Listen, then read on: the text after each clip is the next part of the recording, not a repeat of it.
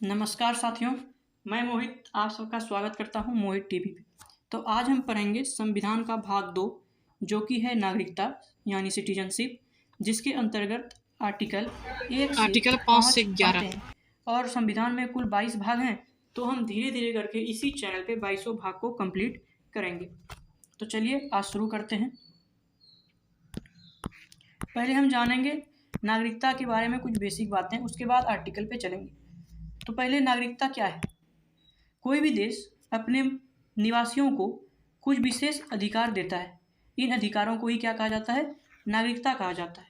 जो भी देश होता है वो अपने निवासियों को कुछ विशेष अधिकार प्रदान करता है। इन अधिकारों को ही नागरिकता कहते हैं। चलिए आगे चलते हैं। भारत में कैसी नागरिकता है, यह भी एक सवाल होता है कि भारत में कैसी नागरिकता है। तो भारत में इकहरी नागरिकता है, अर्थात हम केवल देश के नागरिक हैं। हम केवल किसके नागरिक हैं, देश के नागरिक हैं। राज्यों के हम नागरिक नहीं हैं, बल्कि राज्यों के क्या हैं, निवासी हैं। अमेरिका में दोहरी नागरिकता है, वहाँ पे क्या है, राज्यों का नागरिक होता है, देश का नहीं। तो अमेरिका में कैसी नागरिकता है, दोहरी नागरिकता है। भारत में नागरिकता किससे लिया गया है, तो ब्रिटेन से लिया गया है। भारत में नागरिकता कहाँ से लिया गया है, ब्रिटेन से लिया गया है। चलिए चलते हैं आगे। नागरिकता का पहला विवरण किसने दिया था, तो अरस्तू ने दिया था। यहाँ से भी क्वेश्चन पूछता है कि नागरिकता का पहला विवरण किसने दिया था, तो नागरिकता का पहला विवरण अरस्तू ने दिया था। अगले पॉइंट पे आते हैं। भारत की नागरिकता 1955 के अधिनियम पर आधारित है। भारत की नागरिकता 1955 के अधिनियम पर आधारित है। नागरिकता में पहली बार संशोधन 1986 में किया गया और यह लगातार संशोधन होते रहता है।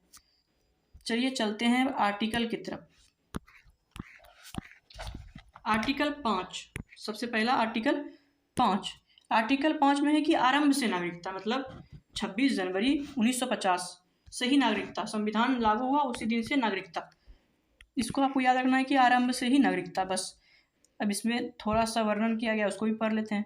संविधान प्रारंभ में दी गई नागरिकता, अर्थात जब संविधान बना तो उन सभी लोगों को नागरिकता दी गई जो उस समय भारत के अंदर थे, मतलब जो भारत में था उसको नागरिकता मिल गई।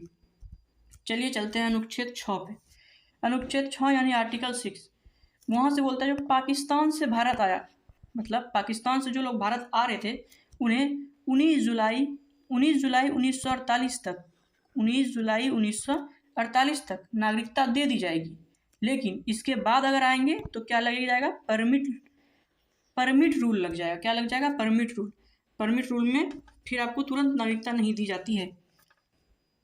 चलिए चलते हैं आर्टिकल 7 पे। इसको याद रखना है कि जो पहले इंडिया से पहले पाकिस्तान गया और फिर पाकिस्तान से इंडिया आया उसे नागरिकता दी जाएगी 1 मार्च, देखिए जैसे इसको मिटा लेते हैं। हाँ,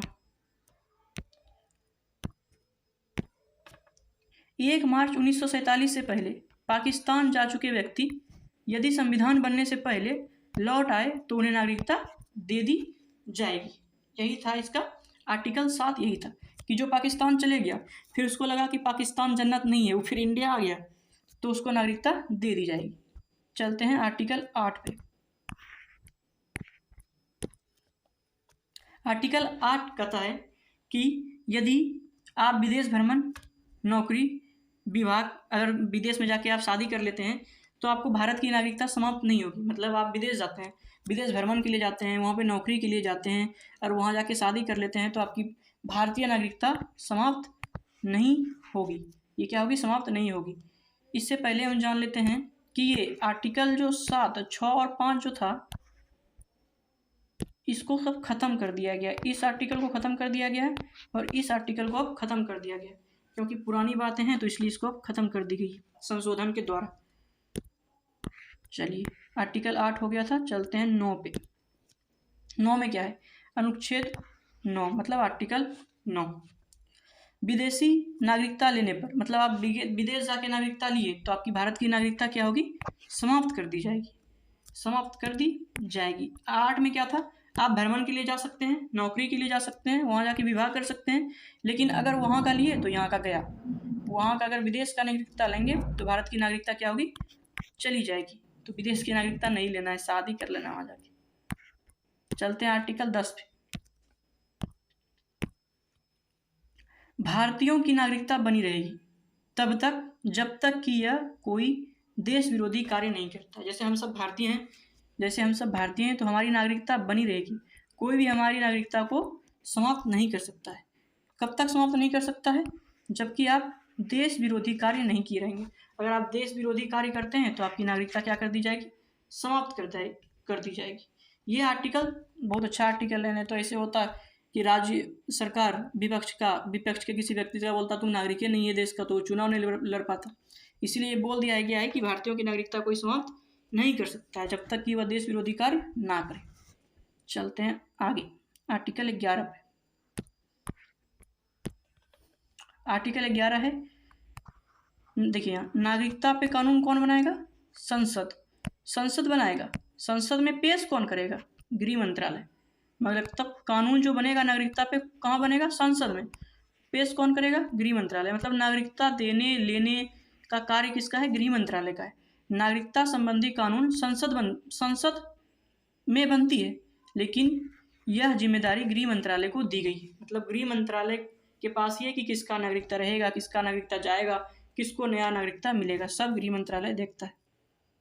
कानून बनेगा कहाँ? संसद में। पेश कौन करेगा? गृह मंत्रालय। बस इतना याद रखना।